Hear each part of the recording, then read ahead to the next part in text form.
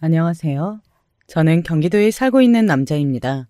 맨날 듣기만 하던 게 사연인데 제가 이렇게 직접 신청도 다 해보게 되었네요. 제가 겪었던 황당하고도 허무한 이야기를 털어놓을 곳을 찾다가 사연 채널의 문까지 두드리게 된 것 같습니다.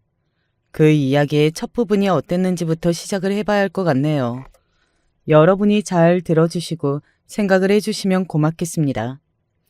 제가 20대 후반의 나이에 만난 여자가 있어요. 그 여자친구하고는 서로 무난하게 잘 맞았고 대화도 잘 통했으며 무엇보다 취미생활이나 관심사라고 해야 할까요?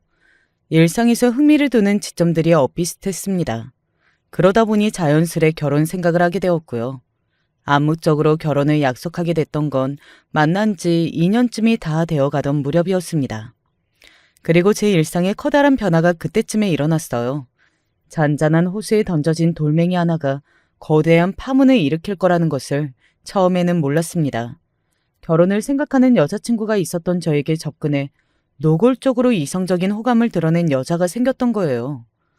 저에게 여자친구가 있다는 것을 밝히면 그런 호감이 사라질 거라고 생각해서 초반에 저는 진지하게 여기지 않았었고 오히려 얄팍하게 우물쭈물거리는 심리로 내가 여자한테 인기가 많은 놈이구나, 이런 생각이 들어서 잠시 즐겼던 것도 같습니다.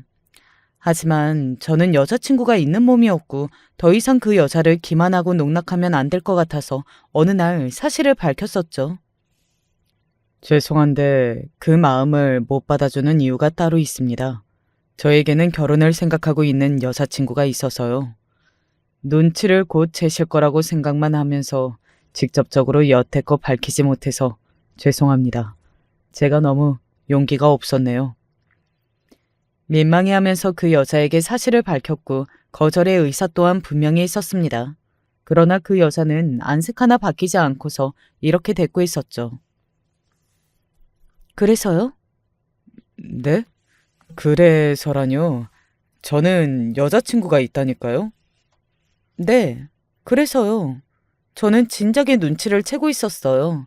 이 나이 또래 괜찮은 남자한테 사귀는 여자친구가 당연히 있을 거라고 아예 처음부터 예상을 하기도 했었고요. 어, 잠깐, 그러면 제가 여자친구가 있다고 생각을 하시면서도 저한테 자꾸 관심을 보이셨다는 건가요? 골키퍼 있다고 골이 안 들어가냐는 말이 세상에 왜 있겠어요? 마음에 드는 상대가 있다면 직진해야 된다고 저는 그렇게 생각하는 여자라서요. 여자친구분이 있다고 해도 저는 상관없고요. 자신 있어요. 저를 좋아해 주셔서 감사하지만 제가 상관이 있고 자신이 없습니다. 저는 양다리 같은 거 절대 못 걸칠 성격이거든요. 이쯤에서 그냥 마음을 접어주시면 감사할게요. 그러니까 지금 그 여자친구분이 문제라는 거죠? 생각해보니 그렇네요. 그 여자친구라는 분만 없었으면 지금 아무런 문제가 없었을 텐데요. 무슨 말인지 알아들었어요. 저는 대체 이 여자가 뭘 알아들었다고 하면서 고개를 혼자 끄덕거리는 건지 이해할 수 없었죠. 왠지 불길한 예감이 들기는 했었으나 말로만 혼자 음산하게 중얼거렸을 뿐 그 이상의 행동을 하진 않았었기에 저도 그냥 가만히 있었습니다. 그렇게 자연스레 해결이 될 줄 알았던 것 같아요. 하지만 아니었습니다. 그건 완전히 저의 착각이었어요. 그로부터 며칠 뒤 이제 저를 안 찾아오나 싶었던 그 여자가 다시 저의 주위에 나타났습니다. 그리고 마침 저는 여자친구와 서로 피곤한 가운데 감정이 크게 상할 일이 있어서 처음으로 싸우고 말았었죠. 딱 그런 때 그 여자가 저에게 변함없이 다가와서 본인이 저한테 그 누구보다 잘할 수 있다며 그런 말들을 해대니까 솔직히 흔들렸습니다. 제가 못난 놈이었죠. 그 여자에게 흔들리며 넘어가려고 하다가 간신히 정신을 다잡고서 그만하자고, 더 이상은 얼굴 보는 일이 없었으면 좋겠다고 말을 했었는데요. 그러자 그 여자가 여태까지 본인을 가지고 논 거냐면서 펑펑 울었습니다. 제가 해명을 해봤지만 그 여자는 오히려 더 말을 멋대로 해석해서 꼬아듣더니 제가 여자친구와 진작 헤어지고 싶었지만 그러지 못하고 있는 거라고 받아들이더라고요. 그러더니 급기야 제 여자친구에게 직접 연락까지 했습니다. 제 휴대폰을 잠깐 사이 몰래 가져다가 그 안에 담긴 연락처들을 다 뒤져본 모양이었더라고요. 그것만 해도 소름이 돋았는데 여자친구에게 연락을 해서 저와 헤어지라고 강요를 한 부분이 더욱 소름이 돋았습니다. 저와 만나는 진짜 사랑은 본인이니까 제발 당장 헤어지라는 소리를 제 여자친구에게 엄청 해댔더라고요. 게다가 그 여자가 제 여자친구를 직접 찾아가서 온갖 난동을 피우고 저주를 퍼부었습니다. 여자친구의 직장으로 찾아간 것이기 때문에 그 직장 동료들이 다 상황을 보았고요. 심지어 그 여자가 본인이 피해자라고 주장을 해댔기 때문에 여자친구는 그 일로 심한 타격을 받았습니다. 결국 충격에 빠진 여자친구가 무서워서라도 저와 더 이상 만날 수 없다고 이별을 고했고 다니던 직장까지 그만둔 뒤 이사를 가버렸어요. 저는 그제야 이런 생각이 들었지요. 아, 내가 제대로 똥 밟았구나. 여자 하나 잘못 만나고 잘못 눈에 띄어서 이렇게 됐구나. 괜히 여자한테서 커다란 호감을 받는 기분에 취해서 우쭐거렸던 것이 후회되었습니다. 하지만 이미 상황은 끝난 뒤였죠. 그렇게 저는 상황만 보자면 웬 여자한테 잘못 걸려서 그 추파를 제대로 뿌리치지 못한 채로 결혼까지 생각했던 여자친구를 잃게 된 것이었는데요. 자, 여러분, 여기까지 본다면 그 후로 어떻게 이야기가 흘러갔을 것 같나요? 뼈아픈 교훈을 얻은 제가 새로운 인생을 살았을까요? 아니면 헤어진 여자친구를 찾아가서 참회를 하고 어떻게든 다시 기회를 얻어보았을까요? 쉽게 예측되는 전개라면 그 정도가 있겠죠. 하지만 놀랍게도 아니었답니다. 제가 용서받기 위해 무릎을 꿇었던 것처럼 제 앞에서 무릎을 꿇은 사람이 있었습니다. 그건 바로 그 여자였습니다. 미안해요. 정말로 미안해요. 이럴 작전까진 아니었는데 나도 내가 왜 그랬는지 모르겠어요. 너무 좋아서 눈에 뵈는 게 없었나 봐요. 좋아하는 마음이 너무 커서 다른 것들은 전혀 신경 쓰지 못했나 봐요. 저를 너무나도 좋아해서 그랬던 것이라며 눈물을 쏟았어요. 이제 와서 하는 말이다만 그 여자가 외향적으로 제법 미인 소리를 들을 정도의 인물이었습니다. 아주 빼어난 미인은 아니었지만 그래도 어딘가 청순해 보이는 분위기를 가지고 있었어요. 쉽게 말해서 남자들이 보편적으로 선호하는 외모를 지녔다는 이야기였습니다. 그런 여자가 무릎까지 꿇고서 엉엉 우는데 아무렇지 않은 남자가 어디에 있겠어요. 마음이 약해져서 이미 끝난 일에 이럴 필요 없다면서 일으켜주고 말았습니다. 거기에 그치지 않고 그 여자는 진심으로 잘못을 빌고 싶다면서 저희 가족들에게 연락을 해서 직접 사과를 했습니다. 저는 그런 걸 원한 적도 없었는데 말이죠. 여기서 저희 가족들의 반응이 이러하였어요. 그 아가씨가 너를 너무 좋아해서 그랬나 보다. 욕심이 나서 자기도 모르게 그랬다는 소리를 몇 번이나 하는 걸 보면 후회도 많이 하고 있나 봐.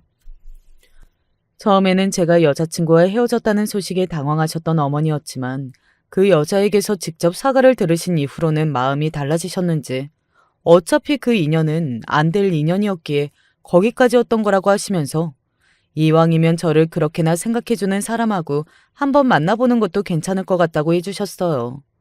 어머니뿐만 아니라 다른 가족들도 마찬가지였고요. 저만 괜찮다면 그 여자와 정식으로 만나나 보라고 하였습니다. 괜히 양심에 찔리고 혹시 주위의 시선이 날카로울까봐 그게 걱정이었던 거지. 그것만 아니라면 못 만나볼 이유가 어디에 있냐고 하더라고요. 그렇게 말을 한 저희 가족도 가족이었지만 바로 솔깃해진 제가 더 한술 더 떴던 것 같네요. 이래서 한 핏줄인가 봅니다. 그런 일들이 있었는데 제가 그 여자와 바로 아무렇지 않게 교제를 하는 것만은 참아할 수 없었는데요. 그 여자는 변함없이 저를 좋아해 주었고 3개월여가 더 지났을 때 서로 진지한 대화를 나누어 본 끝에 교제를 하게 되었답니다. 결국은 제가 그 여자와 정식으로 사귀게 되었던 거예요. 그러고 나서 1년이 채 안 지나서 결혼식을 올렸네요. 네, 이 이야기 속에 그 여자가 바로 제 아내였던 것입니다. 놀랄 노자라는 거 저도 인정합니다. 그리고 제가 아내와 어떻게 만나 결혼하게 되었는지 이 과정을 알려드린 이유가 있습니다. 더 이야기를 듣고 나면 아시게 될 텐데요. 예상하시겠지만 결혼은 아내 쪽에서 무척 원했기 때문에 하도 밀어붙이기에 하게 되었던 것이고요. 그렇다고 해서 제가 아내를 사랑하지 않았다든가 강요에 의해서 끌려갔다든가 그런 건 전혀 아니었어요. 다만 아내 쪽에서 항상 서둘러가며 상황을 진행해온 측면은 확실하게 있었네요. 똑같이 경기도 출신이었는데 처가는 평택이었어요. 저는 수원에 살고 있었고 아내도 수원에서 만났습니다. 그리고 아내를 처음 만나던 때 저는 출근을 판교 쪽으로 한 지 1년 가까이 되어 가던 무렵이었고요. 그러니까 결혼하던 무렵에는 판교 방면으로 출근을 한 지가 벌써 2년이었습니다. 그때 기로에 섰죠. 결혼을 하면 아무래도 살 집을 새로 구하게 되니까요. 이때 위치 선정을 두고 고심에 빠졌던 것입니다. 집값이라든지 그런 게 차이가 확 나니까 그냥 사는 건 여기 아래쪽에서 살고 출근만 판교로 하는 게 제일 나을 것 같은데 지금까지도 그래왔으니까 앞으로 그렇게 지낼 자신이야 당연히 있지. 여러 고민을 해봤었는데 수원 쪽이 편하기도 하고 먼 길 출퇴근을 하는 것에 이미 적응을 하다 못해 이골이 슬슬 나고 있었기에 그냥 그것을 결혼 후에도 순응하고 살 생각이었습니다. 그래서 신혼집을 대략 어느 동네쯤으로 봐야겠다고 아내에게 말을 했었을 때 제가 그만 깜짝 놀라고 말았어요. 왜냐하면 아내의 반응이 굉장히 격정적이었기 때문입니다. 뭐라고? 당연히 판교 쪽으로 이사 가는 거 아니었어? 왜 계속 여기 이 동네에 사는 건데 이유가 뭔데? 당신 혹시 회사 그만둔 거야? 잘렸어? 이제 판교로 일 안 다녀? 제가 전혀 예상을 못하고 있었다가 아내의 그런 반응을 맞닥뜨렸던 것이라 그때 정말 심장이 막 크게 뛰더라고요. 동시에 말문이 턱하니 막혔고요. 아내는 아주 화가 난 듯이 인상까지 쓰고 있었습니다. 저는 놀란 심정을 가라앉히고 설명을 해줬었죠. 판교로 가지 않고 계속 이쪽에 사는 것으로 생각한 이유라든지 여러 장점에 대해서 말입니다. 하지만 아내는 예상외로 정말 단호하였어요. 듣기 싫어. 무조건 이사 가. 무조건 판교 쪽으로 가는 거야. 아니, 왜 자꾸 판교를 고집해? 그 동네에 당신이 뭘 잘 아는 것도 없잖아. 가서 뭐 하려고 하는 건데? 가서 뭐 하기는 가서 살아야지. 그래서 폼나게 판교에 사는 사람이 되어야지. 뭐라고? 나는 당신이 그런 생각을 가지고 있는 줄 진짜 몰랐어. 내가 지금 얼마나 놀랐는지 당신은 모르지? 나야말로 당신이 결혼하고 나서도 이딴 후줄근한 동네에 계속 살 작정인 줄은 정말 몰랐어. 내가 당신보다 훨씬 더 놀랐을걸? 아내는 굉장히 단호하게 판교 쪽으로 이사가는 것을 고집하였고 수원 쪽에 계속 산다는 건 상상도 안 해봤다고 하면서 분개했습니다. 그뿐만 아니라 저에게 실망했다는 표현도 서슴없이 내뱉더군요. 아내라는 사람에게 이런 면이 있다는 것을 그때 처음 알아서 당황스러웠었고 또한 그게 너무 의외라는 생각이 들었더랬죠. 왜냐하면 저는 아내가 기본적으로 저를 많이 좋아하며 제 말이면 우선시해주고 다 따라주는 줄로만 여기고 있었기 때문입니다. 그래서 많이 당혹스러웠는데 저희 부모님의 집 문제는 위치가 좋은 곳으로 최종 결정해도 괜찮을 것 같다고 의견을 주셔서요. 가족들의 의견을 듣고 나니까 판교에 가까이 가서 사는 것도 확실한 장점이 있다고 생각이 되었습니다. 그런 와중에 마침 제가 생각하고 있던 그런 눈높이에 딱 맞는 매물들이 몇 개 나오게 되면서 일단 수원을 벗어나게 되었죠. 마지막까지 고민을 하기는 했습니다만 결국 성남 끝자락의 신혼집을 얻었습니다. 아예 딱 판교에 살았으면 이제 어디를 가든 판교 산다 이렇게 소개를 할 수 있었을 텐데 그건 좀 아쉽다. 판교나 여기나 사실 거기야 비슷해. 그래도 판교는 지금 여기보다 서울하고 더 가깝잖아. 아, 그게 중요한 거였어? 서울하고 더 가깝냐 뭐냐 그런 기준이 있었던 거야? 그런 건 기준이 있는지 물어보면 안 되지. 너무 당연한 이야기니까. 서울하고 안 가까이 살고 싶은 사람이 어디에 있어? 무조건 서울. 그게 아니면 서울 가까이에 살아야 이득인 거야. 당신은 가만 보면 세상 물정이나 그런 거에 좀 어두워 보여. 뭐 그런 점이 순박해 보여서 처음부터 매력적이라 생각했던 거지만. 아내는 정확히 판교에 살지 못하게 된 걸 아쉬워하였지만 그렇다고 신혼집을 마음에 안 들어하는 것도 아니었기에 그럭저럭 만족을 하는 듯 보였습니다. 부끄럽지만 제가 사회생활을 하면서 일어놓은 것이 아직은 많이 없던 시절이었기 때문에 신혼집을 구하는 것은 부모님의 도움을 받았습니다. 저희 부모님이 아들 장가 보낼 때 지원을 해주시려고 예전부터 생각을 많이 하시면서 모아둔 것이 있었거든요. 그리고 제가 친누나가 한 명 있는데요. 저보다 3살 위의 누나는 이미 시집가서 애도 낳은 뒤였습니다. 매형하고 서울에서 만나 결혼한 사이였지만 일자리 문제로 부산에 내려가 자리를 잡았어요. 매형의 고향이 부산이었거든요. 또한 매형의 집안이 꽤 삽니다. 그러니 누나가 군말 없이 부산까지 내려가서 산다고 했던 것 같아요. 본인의 시댁에서 원치 지원을 하나부터 10까지 다 받으니까요. 그래서 아무튼 누나 쪽으로는 돈이 나갈 구석이 없었어요.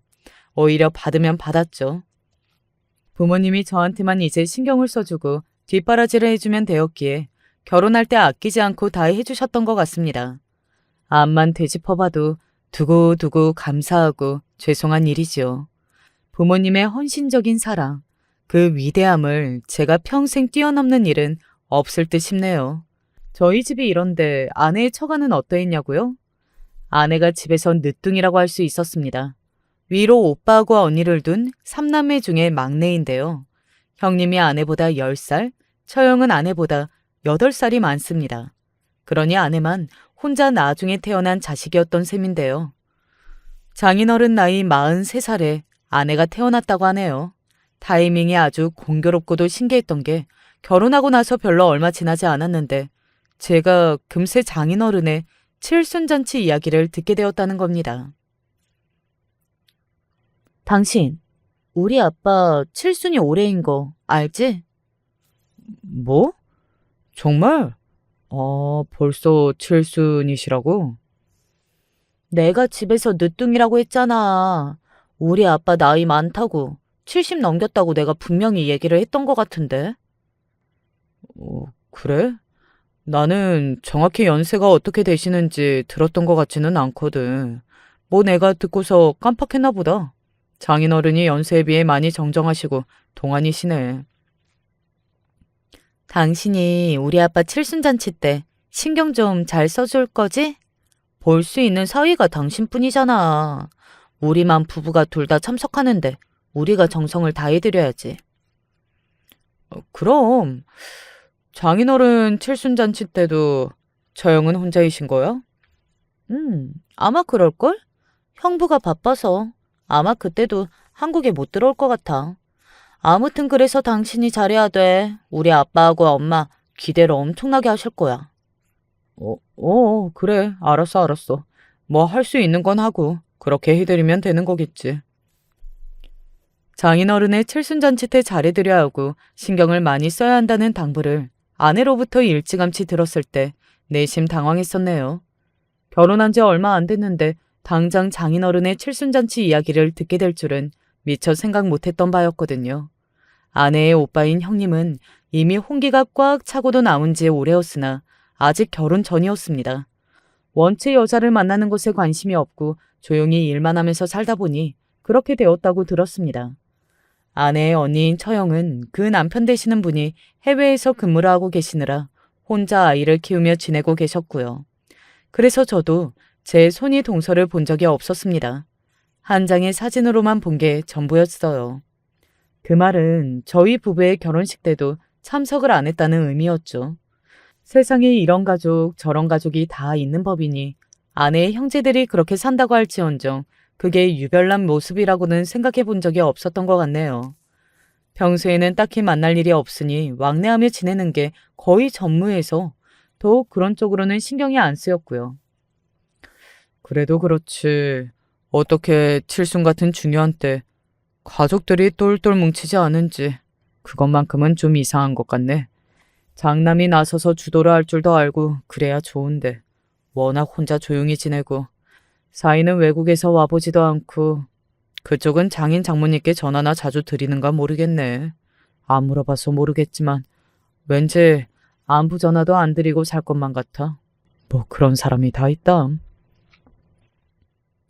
암만 해도 처가의 입장에서 의지가 될 만한 남자는 저 하나가 아닐까 싶기도 했었네요.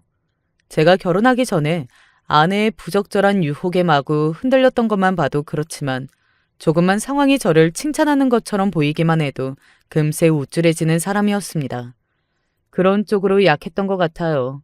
그러니 제가 처가의 시선으로 보았을 때 아주 괜찮은 인물일 것이라 생각이 들자 스스로가 멋진 사위로 느껴져서 어깨가 으쓱했던 것이겠죠.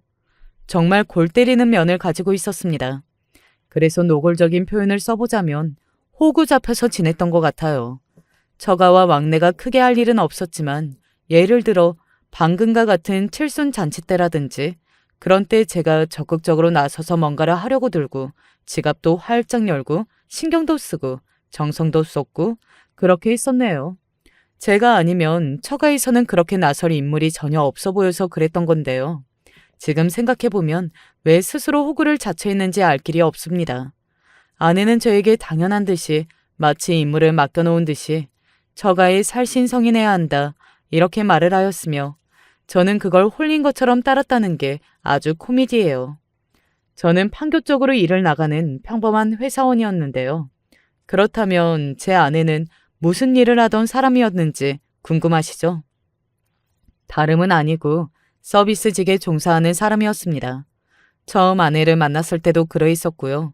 아내는 경기도 소재에 별로 유명하지 않은 4년제 대학을 나왔고 전공은 경영학과였으나 평범한 사무직과는 하등 거리가 먼 사회생활을 해온 바였습니다. 자리에 가만히 앉아서 하루 종일 컴퓨터를 두드리는 일이 적성에 안 맞았다고 하더군요. 그래서 사회 경력을 이어가는 것에 별다른 도움은 안 되고 돈도 크게 안 벌리지만 적성에 맞는 것을 찾아 서비스직에서 일을 하기 시작했었다고 그랬습니다. 하지만 적성에 맞았다고 보기에는 한 곳에서 꾸준하게 일을 해본 경력은 없더군요. 주로 몇 달 주기로 이곳저곳을 옮겨다닌 흔적뿐이었어요. 저를 처음 만났을 때 일을 하고 있었던 곳에서는 총 1년 3개월을 아내가 몸 담았습니다만 그게 최장으로 한 곳에 있어 본 것이었죠. 저와 사귀면서 결혼 이야기가 나오기가 무섭게 그곳에 일을 그만뒀었어요. 그러더니 결혼하고 나서 새롭게 일을 구할 거라고 했었고요. 아내는 그 말을 지켰더랬죠. 저와 결혼하여 성남의 끝자락에 자리를 잡은 뒤 2달이 지나갈 무렵에 일을 구했습니다. 당연히 이번에도 서비스직 일이었고요. 초반에 그 일을 얼마나 의욕적이며 열정적으로 했었는지 모릅니다. 정말 미안한데 나 다음 달에도 주말에 한 주 빼고는 계속 일을 나가야 할 것 같아. 또? 당신이 주말 근무를 거의 했었잖아. 그런데 다른 사람들은 뭘 어쩌고 당신이 주말에 또 나가야 돼? 다른 사람들은 주말에 바쁘대? 주말에 안 쉬고 싶은 사람이 어디에 있어? 정말 너무하네. 아니, 꼭 그런 건 아니고 내가 일을 나가고 싶어서 그래. 요새 매장이 주말에 주로 바쁘잖아. 매출도 평일보다 훨씬 잘 나오는데 내가 주말에 나가서 열심히 좀 하고 싶어. 그리고 솔직히 말해서 나보다 멀티가 잘 되는 사람이 없거든. 손님 응대도 하고 판매대도 관리하고 계산까지 다 동시에 실수 없이 되는 사람이 나밖에 없어. 그러니 내가 더 주말에 근무를 나가줘야지. 어? 잠깐만. 당신이 거기서 제일 신입 아니야? 다른 사람들은 몇 년씩 일을 했다고 그러지 않았어? 몇 년 된 사람들도 있고 몇 달 된 사람들도 있고. 그런데 아무튼 내가 제일 들어온 지 얼마 안 된 햇병아리지. 뭐 근데도 내가 최고로 일을 잘하니까. 나도 이게 이해가 잘 안 돼. 잘할 줄 아는데 못하는 척 뺄 수도 없잖아. 나는 그러고 싶지도 않아. 내가 빠르게 익힌 근무 요령들을 다른 사람들한테도 알려주고 싶어. 그러려면 내가 주말에도 나가면서 솔선수범하는 걸 보여줘야 할 것 같아. 당신이 그렇다면야. 그래, 열심히 한번 잘해봐. 대신에 너무 지나치게 무리하지는 말고 살살해, 살살. 알았어. 당신 말 듣고 살살 해볼게. 아내가 얼마나 성실하게 의욕을 불태웠던지 모릅니다. 제가 오죽하면 쉬엄쉬엄 일을 다녔으면 좋겠다고 생각을 하면서 너무 열심히 하지 말라고 그런 소리를 계속 해줄 정도였어요. 그러면서 저는 속으로 어느새 아내와 열심히 하루하루를 살아가며 미래를 준비하는 그런 평범하고도 이상적인 부부의 모습이 되었구나 싶어서 속으로 흐뭇했었습니다. 저희 부부가 솔직히 첫 만남의 모습이 썩 그렇게 적절하지는 못했잖아요. 첫 단추는 이상하게 끼웠었다고 보는 게 맞았죠. 아내하고 정식으로 교제를 해볼지 말지도 상당히 고민이 많았었고요.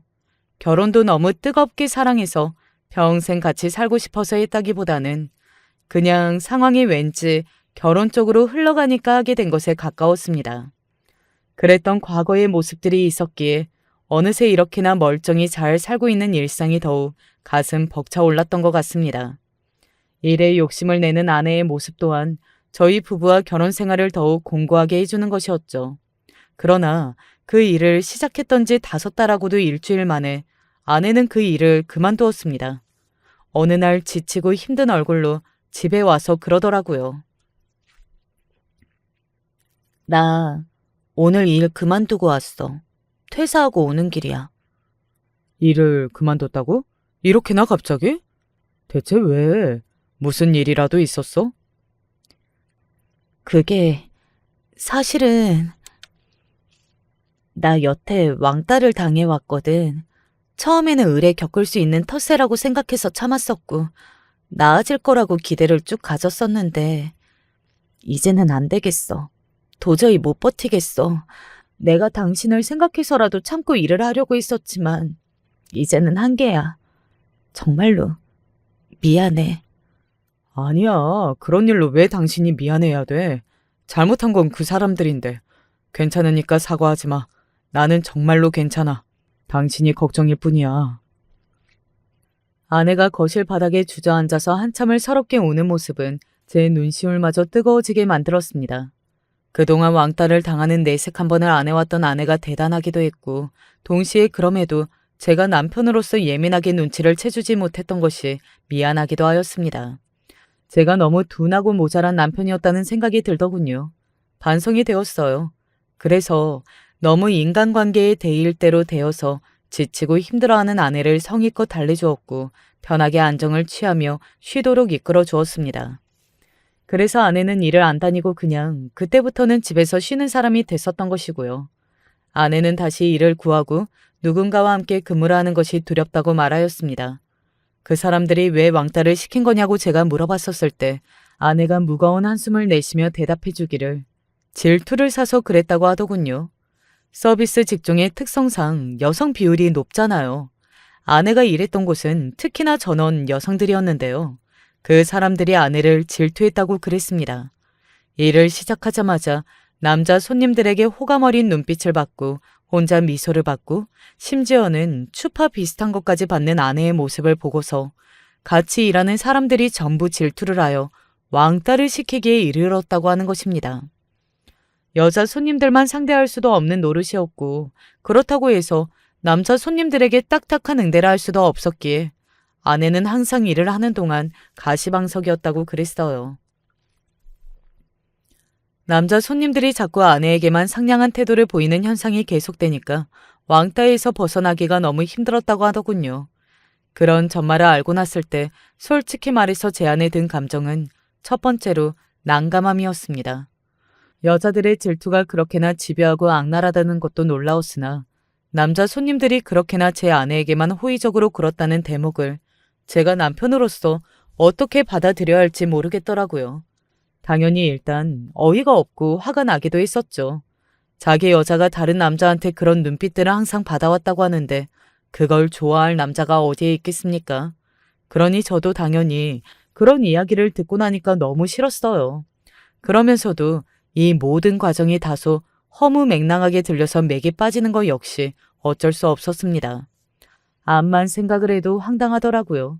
나이 먹고서 사회생활 한다는 사람들이 얄팍한 질투심으로 한 사람을 왕따시켰다는 대목은 우선 그냥 넘어가면 안 될 것 같다는 결론에 이르게 됐었는데요. 제가 직접 아내가 일했던 곳에 찾아가서 따져보기라도 하려는 마음을 먹었던 때였습니다. 그런 제 마음을 한 아내가 아연실색을 하며 저를 말렸어요. 아니야, 그냥 찾아가지 마. 만약에 당신이 거기 찾아가면 나 그때부터 당신 안 볼 거야. 나 이거 진심이야. 내가 어린애도 아닌데 사회생활 하면서 겪은 일로 남편이 나서고 이러는 건 좀 아닌 것 같아. 왜 그렇게 따지고 들려고 해. 그냥 넘어가면 돼. 아내가 정색을 하며 그러기에 저는 다른 수 없이 납득을 했었네요. 아내는 그 후로 그냥 전업주부 생활하기 시작했습니다. 외출해서 쇼핑하고 장보고 가끔 친구 만나고 그러면서 지냈고요. 당연히 제가 외벌이로 혼자 출퇴근을 하는 생활이었습니다. 2달이 넘어가자 슬슬 제 안에 불만이 생기더군요. 왜냐하면 아내는 청소, 빨래, 요리 이것 중에서 뭐 하나 제대로 하는 게 없었기 때문입니다.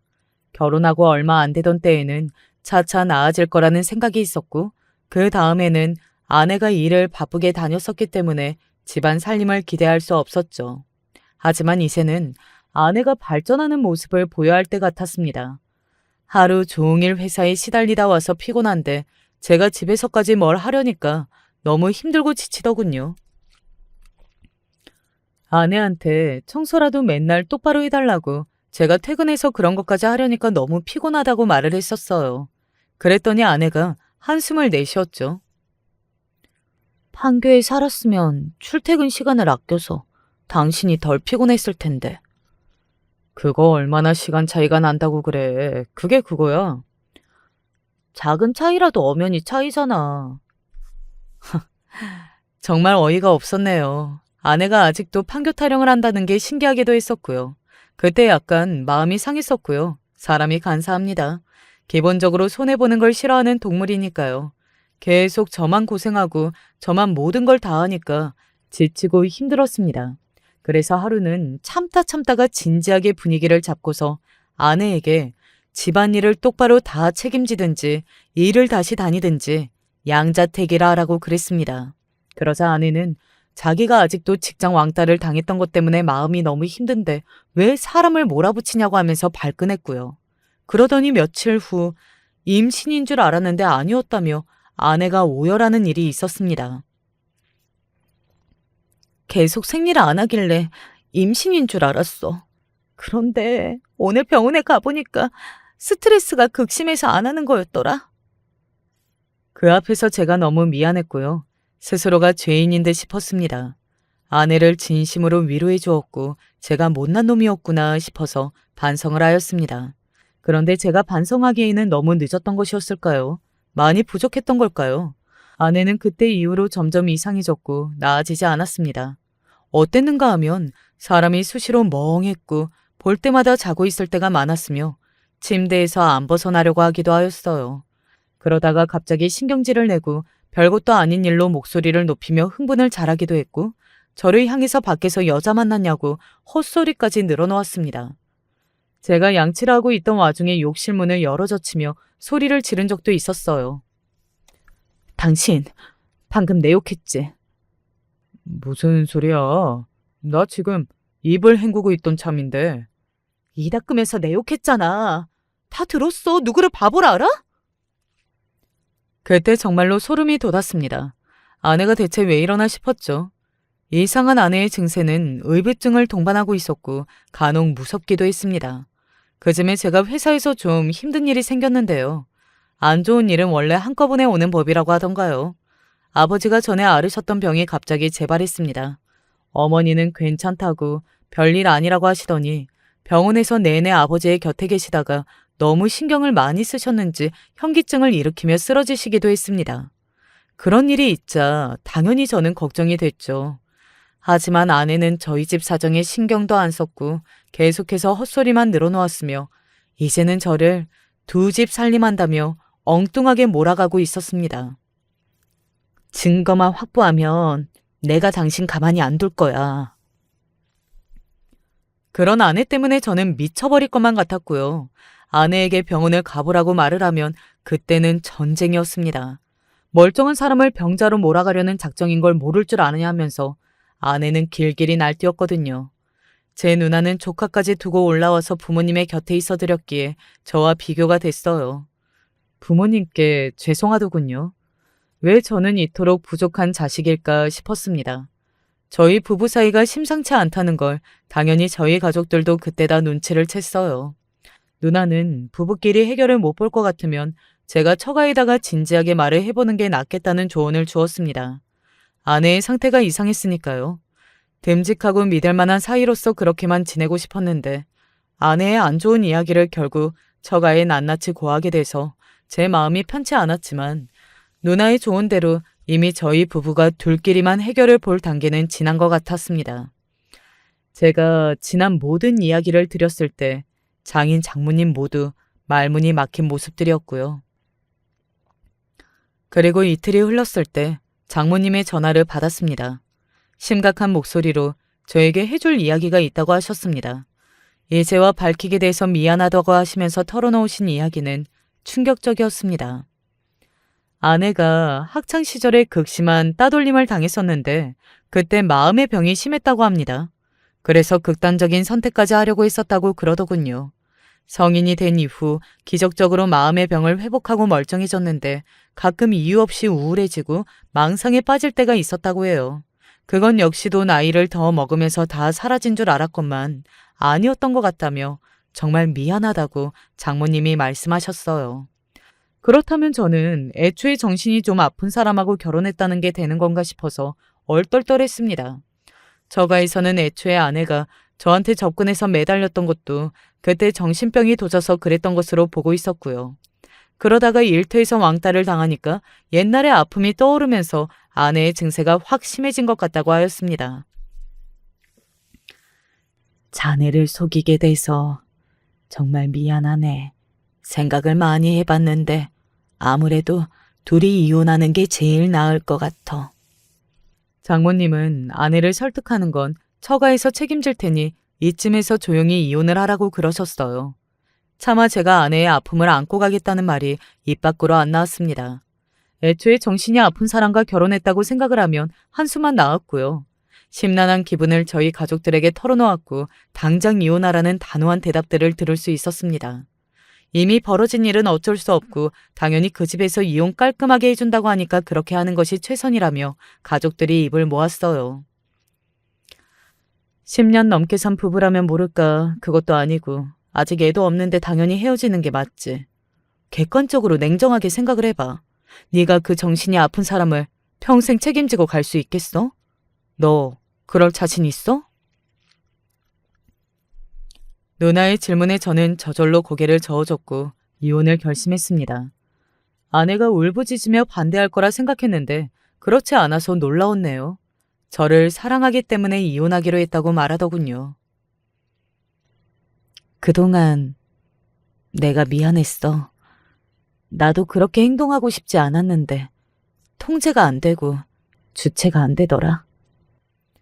아내가 미안했다며 눈물을 쏟았고 그 앞에서 저도 울었습니다.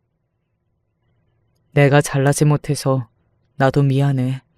정말 인연이라면 우리가 혹시 다시 잘 될 수 있다고 생각해. 그러니까 각자 자리에서 인생 잘 살고 혹시라도 다시 만나지면 그때 만나자. 그렇게 말해줘서 고마워. 하지만 이번 생에서는 우리가 여기까지였으면 좋겠어. 살면서 내가 궁금하더라도 그냥 생각만 해주고 나를 찾지는 말아줘. 우리 인연은 여기서 완벽하게 마침표를 찍자. 그렇게 해줄 거지? 아내가 저를 위해서 그러는 것 같아서 안쓰러웠습니다. 슬픔 속에서 이혼을 했네요. 아내는 일단 요양을 하며 지내기로 결정을 한 듯 보였는데 자세한 건 몰랐습니다. 공허한 가운데에서도 일상은 흘러갔고 신혼집이었던 그곳은 반년이 지났을 때 처분하게 되었는데요.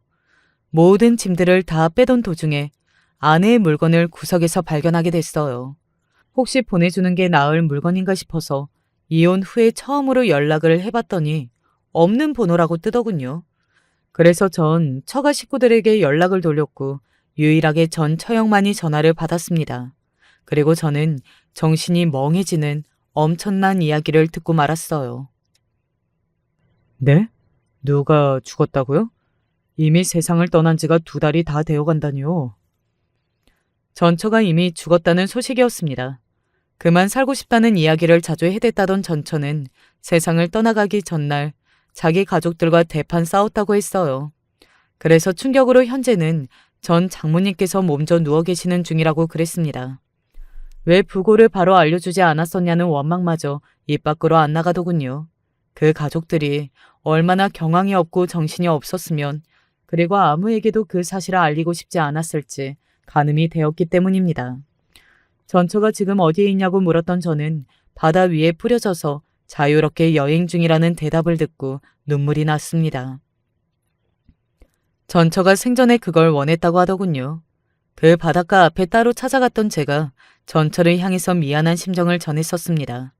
산 사람은 그래도 살아야 하기에 앞으로 잘 살겠다는 다짐 역시도 전처가 잠든 바닷물을 보며 했었죠. 계속 내부에서 힘든 게 많았던 회사도 그 이후로 과감하게 그만뒀고요. 새로운 곳에 찾아가서 도전했습니다. 성공적으로 이직을 해낸 저는 열심히 입지를 다져가는 재미에 빠져서 바쁘게 살았네요. 제가 이전보다 훨씬 더 일을 열심히 하며 사는 모습에 지인들이 놀랐고 많은 응원을 보내주었습니다. 그런 과거가 있었기에 선뜻 새로운 여자가 만나지지는 않았던 것 같아요. 그래서 빨리 재혼을 한다든가 하는 건 엄두도 못 냈었죠. 다행히 부모님 두 분 다 건강하시고 누나 또한 걱정 없이 잘 살았습니다. 그러던 어느 날 운명 같은 일이 벌어졌던 건데요. 종종 연락하고 지내온 고등학교 동창 녀석하고 오랜만에 얼굴 보고 만나게 되었어요. 옛 친구는 오랜만에 만나도 안 어색한 게 신기하더군요. 한참 술잔을 기울이며 대화를 나누는 동안 각자 일하는 이야기도 떠들었고 저의 지난 결혼 생활 이야기도 나왔었죠. 그리고 나서 바로 이틀 뒤였습니다. 그 친구로부터 전화가 갑자기 오더라고요. 본인이 지금 부모님께 좋은 식사를 대접하려고 진작 예약했던 곳에 와 있는 참이라고 했습니다. 서울의 유명 호텔이었고요. 저는 친구 녀석이 특급 호텔에서 부모님 모시고 식사하는 걸 자랑이라도 하나 싶었건만 그게 아니었어요. 야, 내가 방금 누구를 본 줄 알아? 못 믿겠지만 이게 사실이야. 친구의 격앙된 목소리를 들었을 때도 감흥이 없었던 저는 다음 순간 심장이 멎는 줄 알았습니다. 그곳에서 제 전처를 봤다고 하는 겁니다. 자리가 구역이 나눠져 있어서 그쪽을 계속 볼 수는 없지만 방금 전에 분명히 저희 전처가 식사를 하러 온 것을 봤다는 겁니다. 하지만 이미 죽은 사람이잖아요. 그럴 리가 없었죠. 게다가 이 녀석이 제 전처 얼굴을 그렇게나 잘 기억하고 알아봤다는 대목도 이상했고요. 그러나 친구는 단호하게 바로 이틀 전에 저를 만나 대화를 했었기 때문에 그 바람에 저의 전처에 대해서 생각을 하고 있던 참이인지라 절대 헷갈린 게 아니라고 했습니다. 아무리 그래도 그게 무슨 말도 안 되는 소리야. 식사 자리나 잘 마치고 들어가. 저는 태연히 가장하며 전화를 끊었습니다. 그래놓고서 당장에 그 호텔로 출발을 했어요. 뭐에 홀린 듯이 미친 사람처럼 그냥 호텔을 향했습니다. 그리고 호텔의 레스토랑에 딱 도착을 했을 때 정말 놀라운 광경을 목도했고요. 제 아내였던 세상을 떠난 지 이미 3년이 다 되어가는 제 전처가 바로 제 눈앞에 있었습니다. 식사를 마치고 나오던 참이었고 말끔한 원피스 차림이었으며 옆에는 정장을 빼입은 남자가 있었는데 저의 동년배쯤으로 보이더군요. 저와 눈이 딱 마주친 전처가 얼어붙었습니다. 그걸 보고 제가 완전히 확신했죠. 제 눈앞의 인물이 제 전처라는 사실을 말입니다. 전처는 옆에 있던 남자에게 화장실 좀 다녀오겠다며 말을 하고 재빨리 혼자 걸음을 옮겼어요. 그리고 저는 그 뒤를 따라갔고요. 뒤따라가다 보니 전처는 화장실로 들어가지 않고 통로에 그냥 서 있었습니다. 저를 기다린 거예요. 오랜만이야. 이런 데서 다보네? 목소리까지 듣고 나자 정말 기가 막혔습니다. 지금 이 상황 어떻게 된 거야? 당신 죽은 거 아니었어? 죽다니? 누가? 당신 가족들이 당신은 이미 죽었다고 그랬어. 그래. 그냥 은유적으로 한 소리였겠지. 내가 왜 죽어? 나 지금 멀쩡히 살아있잖아. 장난해? 당신 유골을 바다에 뿌렸다는 얘기를 듣고 나는 그 바다에 가서 당신 추모까지 하고 왔던 사람이야. 그런데 내 앞에서 지금 말장난을 하는 거라면 당신 가만 안 둬. 정신이 혼미해질 것 같은 그런 엽기적인 상황이었으나 저는 의외로 냉정함을 찾을 수 있었습니다. 그건 전처가 진짜로 살아있다는 것을 확인한 순간 본능적으로 더 이상 농락당할 수는 없다는 판단이 확 들었기 때문입니다. 죽은 줄로만 알았는데 이렇게 멀쩡히 살아있었다니. 이건 저를 바보로 만드는 것이었고 그걸 넘어서 죽었다는 거짓말은 절대로 해서는 안 되는 것이었기에 인간적으로 용납이 안 됐어요. 전처는 자기 가족들이 그런 거짓말을 했다는 걸 본인은 몰랐다고 하였으나 저는 믿지 않았습니다. 본인이 당당했다면 옆에 있던 남자의 곁을 얼른 벗어나서 저를 따로 상대할 필요가 없었으니까요. 그래서 저도 모르게 전처를 향해 어디서부터 거짓이었냐고 그런 질문을 해버렸습니다. 억울하다며 울먹이던 전처는 제가 이렇게 말을 뱉자마자 바닥에 무릎을 꿇었습니다. 그래. 그럼 아까 같이 있던 남자한테 가서 다 말해도 되지? 내가 당신 전 남편이고 여태까지 이런저런 일들이 있었다고 다 말해도 상관없겠네? 안 돼. 그것만은 안 돼. 제발 부탁이야. 내가 진짜 이렇게 진심으로 빌게. 눈물을 후두둑 떨어뜨리며 전처는 무릎을 꿇은 것도 모자라 두 손을 모아 빌기까지 했습니다. 그 모습을 보자 동행으로 온 그 남자가 전처에게 아주 중요한 존재라는 걸 알겠더군요. 슬슬 사람들의 이목을 끌고 있었고 다들 제 쪽을 수상하게 바라보며 전처가 피해자인 것처럼 착각을 하는 눈치였기에 그 자리에서 더 대화를 하는 건 무리였네요. 저에게 연락해서 모든 걸 설명하겠다던 전처였지만 연락은 없었습니다. 이틀을 기다려봤다가 아무 연락도 안 오길래 제가 먼저 전처가 식구들 번호로 문자를 돌렸어요.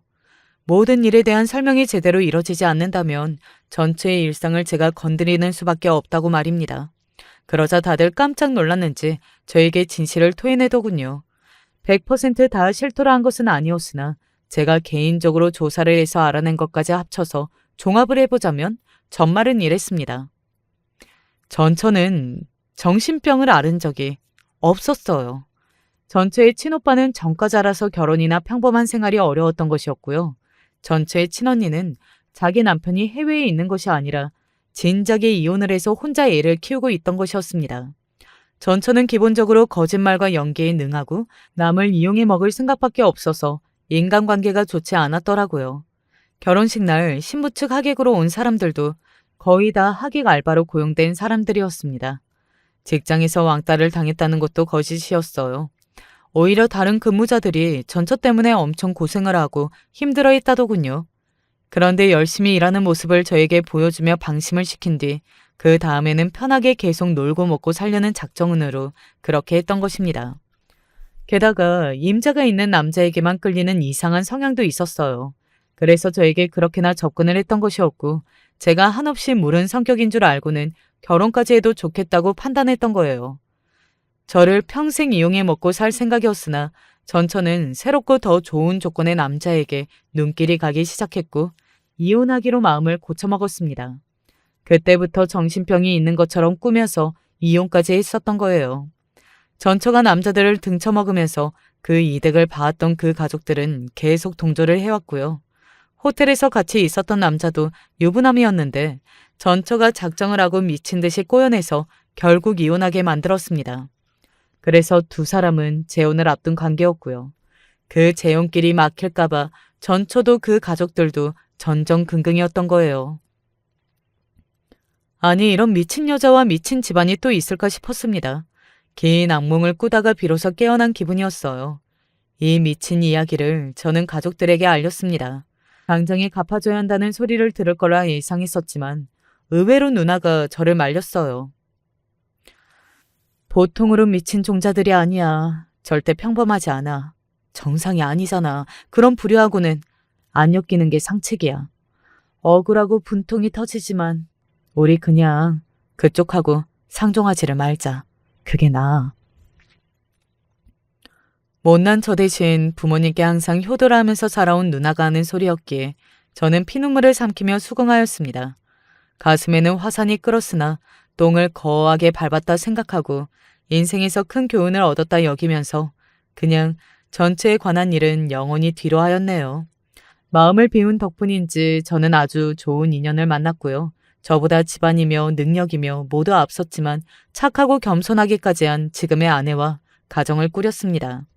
저가 식구들도 모두 매너가 넘치고 여유로워요. 그렇게 과거를 뒤로한 채 잘 살고 있었는데 얼마 전에 정말 우연히 전처의 소식을 듣게 되었어요. 교통사고가 크게 나서 반신불수가 됐다는 충격적인 이야기였습니다. 게다가 뒤늦게 안 대목이지만 재혼에도 실패했었다고 하더군요. 그러한 사실들을 알게 되자 개운하지는 않고 심란하더라고요. 그저 이게 전처의 운명이었을까요? 아니면 세상에 인과응보가 정말 있는 걸까요? 남편은 요새 젊은 사람들 치고는 무려 형제가 4명이나 있는 집의 장남이었습니다. 외동딸인 저로서는 집에 그렇게 사람이 많고 북적북적하다는 것 자체가 너무 신기했는데 무엇보다도 놀라웠던 것은 남편은 성장하면서 한 번도 형이나 동생들과 싸운 적이 없다고 하더라고요. 게다가 시부모님은 두 분 다 예전부터 넓은 땅도 가지고 있고 건물도 한두 채씩 있는 부자 집안이어서 남편도 남편 형제들도 자라면서 돈으로 아쉬웠던 적은 한 번도 없었다고 해요. 보통 드라마 같은 거 보면 형제끼리 부모님 돌아가시기도 전에 재산 가지고 미리 기싸움하는 것들이 있잖아요. 근데 남편의 형제들은 그런 것도 없다고 하더라고요. 사실 제가 직접 남편이랑 결혼을 해서 서방님들을 보기 전까지는 남편한테만 전해들은 이야기가 전부였던지라 잘 실감이 안 났는데 결혼 허락을 처음으로 받으러 가는 날 저는 시부모님 정도만 보는 줄 알았는데 나중에 방문하기 직전에 남편이 이야기를 했습니다. 내 동생들이 당신 궁금하다고 해서 오늘 집에 같이 있는데 괜찮지? 나를? 알겠어. 사실은 안 괜찮았어요. 하지만 이미 집에서 저를 보려고 기다리고 있다는데 제가 마음대로 가라고 할 수도 없는 거고 그냥 겸사겸사 그렇게 남편이 이야기하던 형제들 우애 감상이나 할 겸해서 좋게 생각하며 집에 가니까 이미 첫 광경부터 어지간한 집이랑은 느낌이 달랐습니다. 덩치 큰 남자들이 부엌에 우르르 들어가서는 상을 차리겠답시고 냉장고에서 반찬을 꺼내고 요리를 하고 온갖 부산을 다 떠는데 그냥 딱 그 모습만 보더라도 진짜 사이좋게 자라왔다는 걸 알겠더라고요. 결혼을 하고 나서는 그 모습을 더 실감할 수 있었습니다. 보통 이렇게 자식들 많은 때 한자리에 다 모이려면 명절이나 뭐 부모님 생신 같은 때 말고는 별로 기회가 없잖아요. 사실 서로 만나려고 하지도 않고요. 근데 당장 남편만 보더라도 주말이 되면 늘 동생들한테 전화를 걸고는 했습니다. 그러면서 형제들끼리만 만나서 근처 단골 술집에서 술 한잔하기도 하고 아니면 시댁에 가서 가족끼리 다 같이 저녁을 먹기도 했죠. 당신 원래 이렇게 서방님들이랑 자주 만나? 근데 지금은 애들이 다 바빠서 예전이랑 비교하면 오히려 많이 못 만나는 편인데. 솔직히 처음에는 좀 적응하기 힘들었던 것 같아요. 제가 낯을 조금 가리기도 하고 특히나 시댁은 누구에게나 부담이 되는 존재잖아요. 솔직히 어지간히 살가운 며느리들처럼 서방님 하면서 얘기도 자주 걸고 어머님이랑 아버님한테 애교도 부릴 수 있으면 좋겠지만 성격상 그게 도저히 안 되다 보니까 식사 자리에 가서도 꼭 꽂아놓은 보릿자루가 된 느낌을 자주 받고는 했습니다. 세아가 이것 좀 들어봐라. 네가 이거 좋아한다면서 그래가지고 내가 일부러 특별히 만들었는데 많이 먹어? 물론 시부모님은 참 다정한 분이셨습니다. 불행 중 다행이죠. 제가 아마 그 분위기에 잘 어울리지 못하고 있다는 것을 아셨던 것 같습니다. 그래서인지 저를 더 챙겨주려고 했던 것 같아요. 게다가 서방님들도 형수님 하면서 제가 어떻게든 대화에 낄 수 있게 도와주기도 하고 나중에 들어보니까 남편한테 슬쩍 이런 이야기도 했다고 하더라고요. 형수님은 이런 거 안 좋아하실 수도 있으니까 형이 나중에 슬쩍 물어보고 잘 챙겨드려. 우리야 뭐 아무 때나 만날 수도 있는 건데 굳이 자주 볼 필요는 없으니까. 맞아. 형수님은 형이랑 결혼한 지도 얼마 안 됐잖아. 둘이서 알콩달콩 신혼을 즐기고 싶을 수도 있는데 거의 매주 시댁에 와야 한다고 그러면 내색은 안 하셔도 조금 마음이 그럴 수도 있어. 그래도 사람이 노력하면 뭐라도 된다고 어느 정도 시간이 지나니까 저도 그래도 동서들이랑 반쯤은 친구처럼 이야기도 하고 지내게 되고 시부모님한테도 예전보다는 조금 애교스러운 말도 할 수 있게 되고 서방님들도 과거보다 훨씬 더 편해져가지고 이제는 가끔 심심하면 남편한테 먼저 우리 시댁 가서 저녁이나 먹을까? 하고 제의하게 되더라고요. 평생 북적북적함과는 거리가 먼 인생을 살아와서 그런지 이렇게 화목하고 분위기 좋은 가정 환경에 함께 어울릴 수 있다는 게 좋았던 부분도 있는 것 같아요. 하지만 문제 아닌 문제가 있었습니다. 거의 1, 2주에 한 번씩 시댁에서 온 가족이 다 모여서 식사를 하면서 분위기도 좋고 다 좋았지만 그 와중에 시부모님이 너무 자주 다투셨다는 겁니다. 형제들의 분위기와 시부모님의 분위기가 너무 달라서 초반에는 엄청 놀랐어요. 내가 이 요리에는 후추 뿌리지 말라고 그랬잖아요. 대체 몇 번을 이야기해야 알아들어요? 아니, 그깟 것 좀 까먹을 수 있지. 내가 요리에 후추 뿌렸다고 이렇게 큰 소리를 들어야 해? 아니, 그니까 처음부터 뿌리지 않으면 되지. 왜 뿌려서 이 사단을 만들어요? 그럼 앞으로 당신이 이 사람 정말 진짜 기껏 부엌에 들어가서 요리했더만 자식들이랑 며느리 앞에서 이래야 해? 에이! 싸우는 이유가 엄청 중요하기라도 한 거면 말을 안 합니다. 두 분이 다투시는 걸 자세히 들어보면 정말 남들은 애초에 싸우지도 않을 만한 무척 사소한 일로 자주 다투셨어요. 너무 자잘해서 기억도 안 나는 게 태반인데 그나마 너무 이상해가지고 생각이 나는 것들만 몇 가지 이야기를 하자면 한 번은 두 분이서 거실에 앉아서 빨래를 개고 계셨습니다. 그리고 저는 동서들과 설거지를 하고 있었고 서방님들은 방 청소를 하고 있었어요. 근데 갑자기 거실에서 또 평소처럼 투닥투닥 다투는 소리가 나길래 가서 들어보니 시아버지가 빨래 하나를 뒤집어서 갠 모양입니다. 근데 시어머니가 그걸 가지고 시아버지에게 삿대질을 하면서 아니, 대체 빨래를 몇십 년을 갰는데도 이런 거 하나 구별을 못해요? 라며 타박을 했고 시아버지도 시아버지 나름대로 실수한 걸 가지고 왜 그렇게 날카롭게 구느냐며 시어머니에게 화를 냈죠. 아니, 왜 그니까 빨래 하나도 제대로 못 개냐고요? 으이그, 답답해. 뭐야? 이 사람이 지금 누구 보고 답답하대?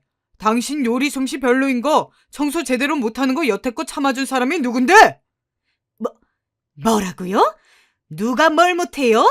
지금까지 잘만 먹어놓고는 이런 어이없는 양반을 봤나? 그나마 서방님들이 일찍이 말렸기 때문에 두 분의 싸움은 그런 식으로 일단락됐지만 정말 그 사이에서 뭐라 해야 할지 너무나 뻘쭘하고 민망했어요. 이후에도 솔직히 두 분 사이가 그렇게 좋아 보이지는 않았습니다. 딱 봐도 그때 싸운 여파로 냉정관계가 이어지고 있는 것 같았죠. 또 한 번은 가족끼리 모여서 보쌈을 시켜 먹고 있을 때였습니다. 시어머니는 원래 보쌈을 먹을 때 아무것도 안 찍어 드시는 스타일이고 시아버지는 반대로 일반 사람들보다 장을 더 듬뿍 찍어서 먹는 스타일이었는데 시아버지가 본인 먹을 보쌈을 젓가락에 짚고 쌈장을 푹 찍어서 그릇으로 가져가다가 시어머니가 딱 먹으려고 집은 보쌈에 장이 떨어진 것입니다. 당신은 장을 찍어 먹을 거면 좀 적당히 찍어서 가져가야지. 이게 뭐예요? 내가 먹을 보쌈까지 장이 묻었잖아요.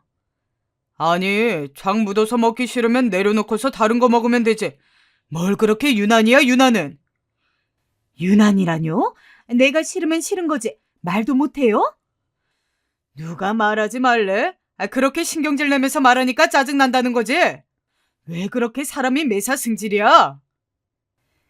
그날도 서방님들이 두 분을 말리느라 애쓰고 처음 한두 번이야 그냥 조금 예민하셔서 그런 거겠구나 싶어도 매번 만날 때마다 그런 식으로 싸우는 모습을 보고 있자니 왜 두 분은 나한테도 잘해주시고 다른 동서들한테도 잘해주시고 남편이나 서방님들한테도 좋은 부모님인 것 같은데 정작 두 분은 사이가 안 좋으신 거지 라는 의문이 들더라고요. 여보, 혹시 어머님이랑 아버님 사이가 별로 안 좋으셔? 어째 우리가 밥을 먹으러 갈 때마다 싸우는 것 같은데. 너무 궁금해서 참다가 나중에는 제가 남편한테 물어봤습니다. 그래도 남편은 아들이니까 부모님이 왜 그렇게 자주 싸우는지 알 것 같아서요. 그랬더니 아니나 다를까 남편은 다 안다는 듯이 고개를 끄덕이면서 저한테 이야기를 해줬습니다. 두 분 젊었을 적에 아버지가 어머니한테 좀 잘못을 해서 그래. 아버님이? 무슨 잘못을? 말하자면 긴데 말이야. 시아버지는 연세가 있으신데도 불구하고 굉장히 잘생기신 얼굴이었습니다. 게다가 옛날 사람 같지 않게 키도 크시고, 저도 처음에 시아버지 얼굴을 봤을 때 인기 정말 많으셨겠다 하고 생각을 했거든요.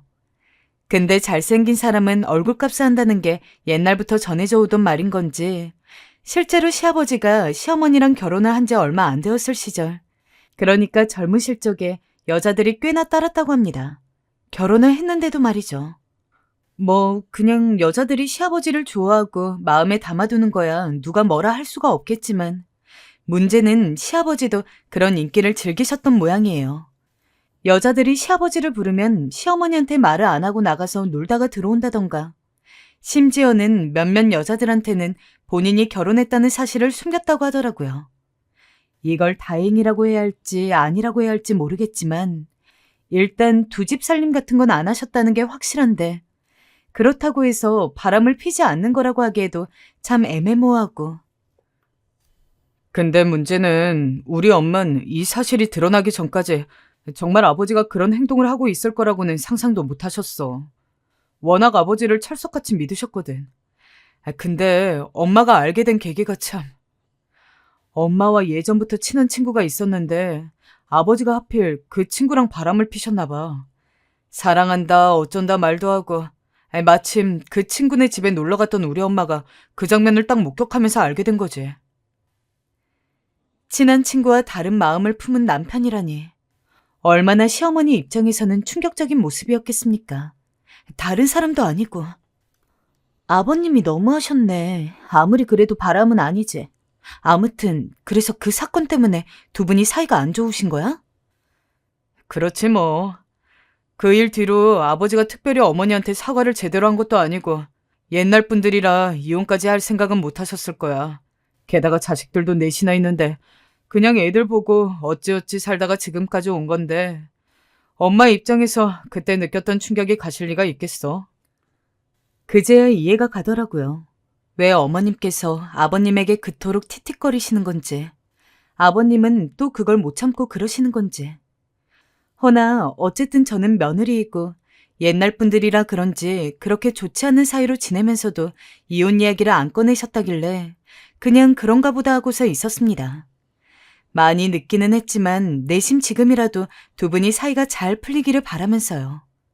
그 뒤로 별일만 없었다면 저는 분명 그 이야기를 언젠가는 잊었을 겁니다. 하지만 일이 터졌죠. 어쩐 일인지 딱 남편과 그 이야기를 나누고 하루가 지나서 시어머니가 온 가족들을 소집했습니다.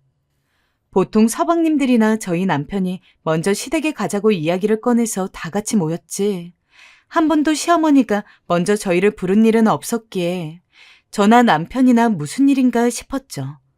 그리고 저희는 주말에 시댁에 가자마자 거실에 둘러앉아서 시어머니에게 충격적인 이야기를 듣게 되었어요. 우리 이제 각자 갈 길 가기로 했다. 네? 어머니, 그게 무슨 말이에요, 갑자기? 이혼이라도 하시겠다는 거예요? 엄마, 아버지랑 또 싸우셨어요? 아무리 그래도 그렇지 이혼이라뇨. 그런 말씀 함부로 하시는 거 아니에요. 함부로 하는 거 아니다. 나 정말 결심했어. 네 아버지랑 이렇게는 못 살아. 저도 그렇고 남편도 그렇고 모두가 벙이 쪄버렸습니다. 생각지도 못한 황혼 이혼 선언이었죠. 아니, 불과 얼마 전에 남편과 이야기해서 옛날 분들이라 이혼까진 생각 안 하신 것 같다느니 어쩐다느니 이런 이야기를 나눴는데 갑자기 이혼이라니. 욕심이라면 욕심일 수 있겠지만 저는 두 분이 이혼하는 게 너무 싫었습니다.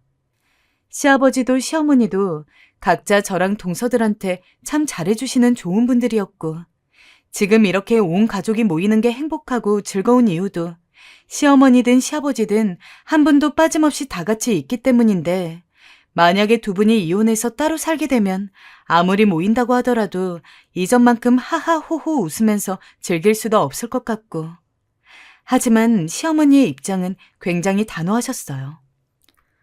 남은 재산은 너네한테 미리 징해해서 줄 거고 몇 달 안에 너희 아버지가 여기서 나가기로 했으니 그런 줄 알아라.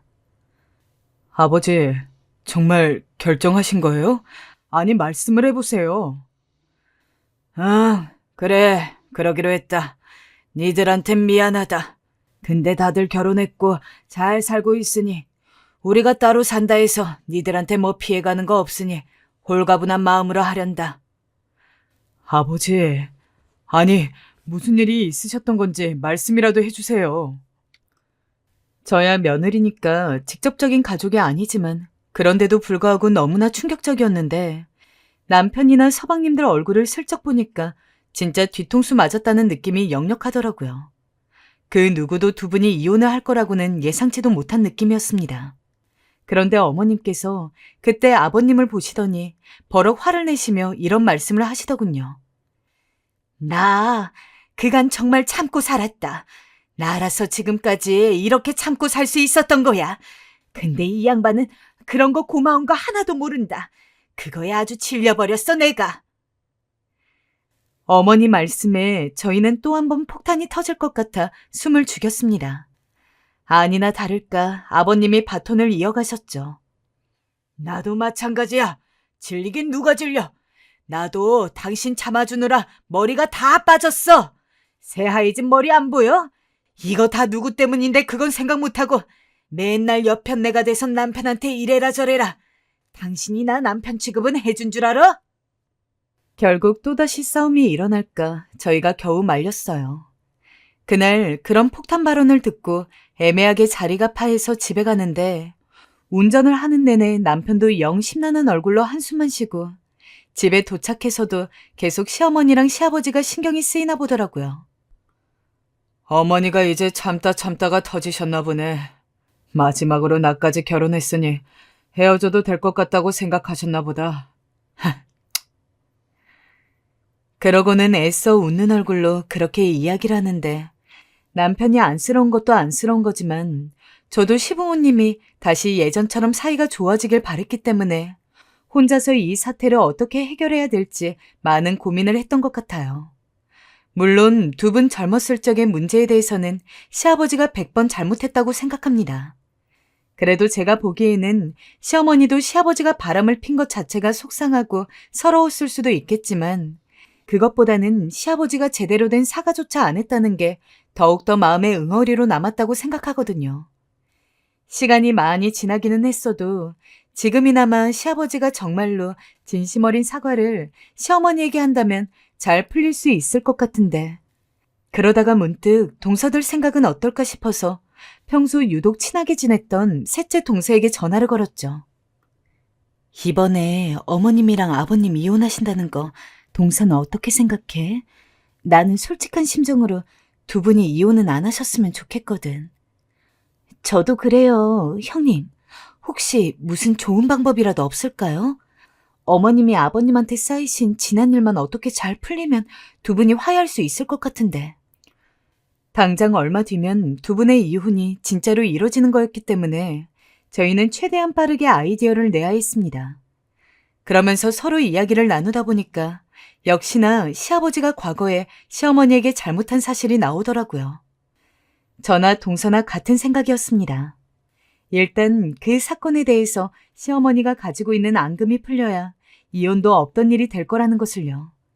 그러면 결국 시아버지가 본인 잘못에 대해서 제대로 시어머니에게 사과하는 수밖에 없었죠. 이거는 제가 또 한 번 생각을 해본 건데 일단 아버님이 어머님한테 사과를 하는 것도 좋지만 그것 말고도 뭐랄까 부모로서 감성을 자극할 만한 이벤트가 있으면 좋을 것 같아요. 어머님은 아버님의 아내이시긴 하지만 동시에 내 자식들의 어머니이기도 하시니까 자식들이 쓴 편지를 받는다면 그것 때문이라도 조금 마음이 흔들리지 않을까요? 확실히 동서가 어려서 생각이 자유롭기도 하고 아이디어가 좋아서 그런지 동서 이야기를 듣자마자 딱 그거다라는 느낌이 들었습니다. 동서, 좋은 아이디어인데? 그럼 동서는 이벤트를 준비하고 시아버지 설득하는 일은 내가 할게. 괜찮으시겠어요, 형님? 사실 지금껏 결혼하고 나서 시아버지와 단둘이 밖에 나갔던 적은 한 번도 없었습니다. 너무 어색하고 손발이 오글거렸지만 그래도 목표로 하는 것이 있었기에 최대한 어색하지 않은 척 준비를 끝마치고 시아버지에게 연락을 드렸어요. 아버님, 저랑 오붓하게 데이트나 할까요? 데이트? 우리 둘이서 말이냐? 시아버지도 제가 이런 요구를 할 성격이 아니란 걸 아는지 나와 계시면서도 얼떨떨한 표정이시더라고요. 일부러 모르는 척 시아버지 팔에 팔짱을 끼고 거리를 조금 걷다가 다리가 아프다는 핑계를 대면서 카페에 들어갔습니다. 아버님, 홍차 좋아하시죠? 여기 마침 홍차가 엄청 맛있는 곳이라서요. 홍차를 시킬게요. 그래, 고맙구나. 그렇게 시아버지와 마주보고 앉아서 조용히 차를 마시다가 시아버지도 좀 긴장이 풀어진 것 같은 분위기길래 그때 제가 슬쩍 이야기를 꺼냈습니다. 아버님, 저 실은 남편한테 들어서 예전에 두 분 젊었을 적에 두 분 사이에 무슨 일이 있었는지 알고 있어요. 설마 제가 그 와중에 그런 이야기를 꺼낼 거라고는 생각도 못 하셨는지 시아버지는 조금 놀란 표정을 하셨죠. 금방 멋쩍게 변했지만요. 그 모습을 보니까 시아버지도 본인이 한 일에 대해서 잘못을 모르고 있는 건 아닌 것 같았습니다. 그래. 너도 알고 있었니? 네, 아버님. 근데 이건 제가 어머님이랑 같은 여자이기에 더 잘 아는 걸 수도 있는데 저로서는 아버님이 그때 어떤 생각을 가지고 그렇게 행동을 하셨는지는 알 수가 없어요. 하지만 아버님이 어떤 의도셨던 어머님의 입장에서는 분명히 큰 상처였을 거라고 생각을 해요. 만약에 지금 제 남편이 아버님이랑 똑같은 행동을 하였다면 정말 솔직한 심정으로 저는 이혼까지도 고려할 수 있을 것 같아요. 제가 그만큼 남편을 사랑하기 때문에요. 사랑하지도 않는 사람이 바람을 피워봤자 무슨 신경이 쓰이겠어요. 하지만 너무 사랑하니까 그 사람이 내가 아닌 다른 사람을 봤다는 것이 화가 나고 슬프고 속상할 것 같아요. 그러냐? 어머님도 그러지 않을까요? 아버님이 과거 행동에 대해서 조금이라도 어머님한테 미안한 마음이 있다면 저는 꼭 아버님이 어머님께 진심으로 사과를 했으면 좋겠어요. 며느리로서 이 집에 들어왔지만 저한테는 어머님도 아버님도 무척이나 소중하거든요. 그래서 두 분이 헤어지는 걸 보고 싶지가 않아요. 이렇게 아버님 불러서 말씀드리는 게 예의 없어 보일 수도 있겠지만 그냥 지금처럼 저는 동서들이랑 서방님들이랑 어머님, 아버님 이렇게 모두 모여서 밥 먹고 웃고 떠드는 시간이 너무 좋아요. 아버님도 어머님이랑 헤어지고 싶은 게 아니라면 사과하는 것에 대해서 한번 생각해 보실 수 없을까요? 최대한 진심을 다해서 제 마음을 시아버지에게 전했습니다. 그랬더니 시아버지도 느끼는 바가 있는지 고개를 푹 숙이시더라고요. 그리고 한참을 생각하시더니 제게 물으셨죠. 그래, 네 말이 맞다. 아가야, 그럼 어떻게 사과를 하면 좋을 것 같으냐? 그제야 전 신이나 시아버지에게 조곤조곤 이야기를 드렸습니다. 당장 말로 하는 거는 아버님도 여러모로 정리가 안 될 수 있으니 편지를 써서 마음을 전하자고. 이제 곧 어버이날이니까 그때 마침 서방님들도 편지를 써가지고 어머님에게 드리기로 했고 그때 아버님도 깜짝 이벤트로 직접 쓴 편지를 낭독하면서 어머님에게 사과를 하면 좋을 것 같다고요. 좋은 계획 같구나. 알겠다. 나도 그럼 그리할게. 결국 시아버지의 동의를 얻고 저희 가족은 어버이날에 맞춰서 오로지 어머니만을 위한 깜짝 이벤트를 준비했어요. 시어머니 몰래 다른 가족들끼리 모여서 편지를 확인하고 남편이랑 서방님들 어렸을 때 사진 같은 걸 모아서 영상 만드는 쪽 일을 하는 동생의 도움을 받아 엄청 부드러운 배경 음악도 깔아서 감동적인 동영상까지 만들었죠. 그리고 마지막에는 시부모님의 결혼 사진까지 클라이맥스로 넣어두었습니다. 그런데 왜 일이 되려고 하면 안 되는 걸까요? 시련과 고난은 왜 항상 성공 직전에 등장하는 걸까요? 저희의 계획을 실행하기도 전 일이 터진 겁니다. 갑자기 시아버지께서 연락이 오셔선 아가야, 미안하지만 난 못하겠다. 라고 말씀하신 거예요. 아버님, 무슨 일이세요? 갑자기요? 내가 사과한다 해도 이 사람이 바뀔 것 같지 않고 우리 사이가 달라질 것 같지도 않아. 그냥 원래 각자 가려던 길 가는 게 맞는 것 같다. 아버님, 잠시만요. 안 돼요. 하지만 제가 안 된다 해봤자 전화기는 이미 끊어진 후였죠. 아니, 이럴 수가. 아버님이 이렇게 나오시면 애써 준비한 것들은 다 뭐가 되나요? 남편과 저는 물론이고 준비하던 사람들 모두 풀이 확 죽어버렸습니다. 아니, 아버님께서 갑자기 왜 그러시는 거래? 또 싸움이라도 벌이신 건가? 아니, 이대로만 하면 어머님 마음이 그래도 풀릴 수 있었는데 이제 어떡해. 다들 대책 회의 겸 저희 집에 모여 있었는데 초상집 분위기였습니다. 저녁을 먹겠다고 시키긴 했는데 먹는 둥 마는 둥 입에 뭐가 들어가는지도 몰랐죠. 그런데 그때 서방님이 자기가 한번 알아보고 오겠다고 하더니 잠시 밖으로 나가더라고요. 그리고 얼마 뒤 서방님이 돌아오시기만을 기다리며 있었는데 초인종 소리가 들렸습니다. 밖으로 나가보니 아버님이 서방님과 함께 멋쩍은 얼굴로 서 계시더라고요. 아버님? 그래, 어떻게 된 거냐면 말이다. 아버님은 그렇게 저희를 모아놓고선 이야기를 들려주셨습니다. 아니, 내가 말이야. 이 여편네가 오늘 밥을 안 차려놨길래 대신 부엌에 들어갔다. 솔직히 같이 살게 될 날도 얼마 안 남았는데 밥까지 안 차려놨으니 화가 났지. 그래도 내가 잘못한 게 더 크니 나라도 밥을 차려주려고 들어갔어.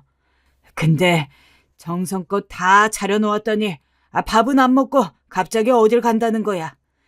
근데 차림이 이상했어. 평소 안 하던 화장을 하고 옷차림도 너무 화려하고. 그래서 몰래 뒤를 따라가 봤는데 아휴, 니들한테 이걸 어찌 말해야 할지. 그 후 아버님의 이야기는 믿을 수 없었습니다. 네 엄마가 다른 남자를 만나고 있더라. 네?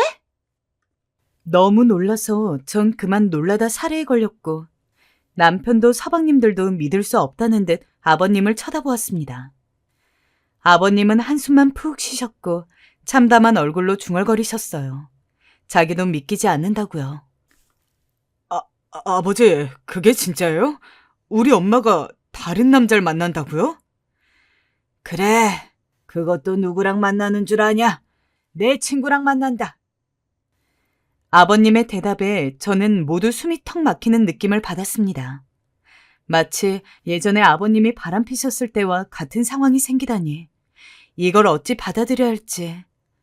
어머님께서 뒤늦은 복수라도 하시는 건지 아니면 정말로 아버님 친구분을 좋아하시게 된 건지. 아버님은 심지어 그 친구가 자신의 중마고우라고 말하며 오랫동안 연을 이어온 친구라 말하셨습니다. 이름을 말하자 남편도 그분이 누군지 알더라고요. 아니, 그 아저씨가 엄마랑 그랬다고요? 말도 안 돼요. 내 두 눈으로 봤다. 둘이서 호텔로 들어가는 걸. 아무튼 애들아, 나는 더 할 말 없다. 이 계획은 없던 걸로 하자. 아버님은 그렇게 말하시곤 힘겹게 일어서시더니 나갈 준비를 하셨어요. 저희가 아버님을 붙잡고 좀 더 얘기를 더 들어보려 해도 아버님께선 더 할 말 없다는 듯 손사래를 치시고 밖으로 나가셨어요. 저흰 그저 왠지 모르게 쓸쓸해 보이는 아버님 뒷모습만 바라만 보고 서 있었죠. 아버님이 나가시자 남편은 분을 터뜨렸어요. 엄마가 아무리 그래도 어떻게 아버지 친구랑 그럴 생각을 하냐는 둥, 말도 안 되는 이야기라는 둥. 아니, 엄마도 그래. 어떻게 아버지 친구랑 그럴 수가 있어? 아무리 아버지한테 화가 나 있다 해도 그렇지. 아버지 친구는 너무하지 않냐고. 남편의 말에 분위기는 더 차갑게 가라앉았고 그렇게 저희는 암묵적으로 두 분이 정말 황혼의 이용길로 들어섰다는 것을 확인했습니다. 서방님들이 가시고 나서도 그날 저는 남편과 한참 얘기를 나눴어요. 남편은 자기 어머니의 불륜 행각을 믿고 싶지 않아 했고 때때론 화를 내며 분개했어요. 저는 그런 남편을 보다 쓸쓸히 나가던 시아버지가 떠올라 가슴 한편이 아파졌고 이 사태를 어찌하면 좋을지 고민에 빠졌죠. 하지만 아무리 생각해봐도 제가 할 수 있는 건 없더라고요. 그냥 이대로 두 분의 이혼을 받아들이는 수밖에요. 하지만 그렇게 흘러가던 어느 날이었어요. 제가 장을 보러 나가던 중 시아버지에게서 다시 연락이 온 겁니다. 며느라, 만날 수 있니? 내가 그리로 가마. 시아버진 저희 집으로 오늘 오겠다 하셨고 저는 급히 장을 보다 다시 집으로 들어가게 되었어요. 갑작스레 오신다는 시아버지의 연락에 무슨 일인가 싶었어요. 속으로 시어머니와 무슨 큰일이라도 났나 싶어 가슴이 다 떨렸죠.